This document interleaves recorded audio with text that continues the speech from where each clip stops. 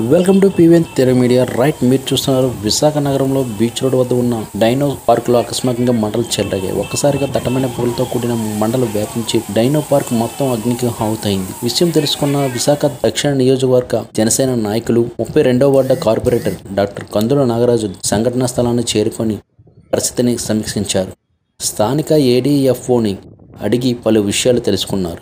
ఈ సందర్భంగా డాక్టర్ కందుల నాగరాజు మాట్లాడుతూ దీని ఓనర్ రాజమండ్రిలో ఉన్నట్లుగా తెలిసిందన్నారు. షార్ట్ సర్క్యూట్ వల్లనే ఈ ప్రమాదం జరిగినట్లు భావిస్తున్నారని చెప్పారు. ప్రమాదం జరిగిన సమయంలో అక్కడ ఎవరూ లేకపోవడంతో ఎటువంటి ప్రాణ నష్టం జరగలేదని తెలిపారు. కానీ ఆస్తి నష్టం జరిగిందని అన్నారు. భవిష్యత్తులో ఇలాంటి ప్రమాదాలు జరగకుండా జాగ్రత్త తీసుకోవాలని విజ్ఞప్తి చేశారు. ఇదిలా ఉండగా ప్రమాదం జరిగిన వెంటనే పార్కు సిబ్బంది ఘటనా స్థలానికి చేరుకొని వెంటనే ఫైర్ సిబ్బందికి, పోలీసులకు సమాచారం అందించారు.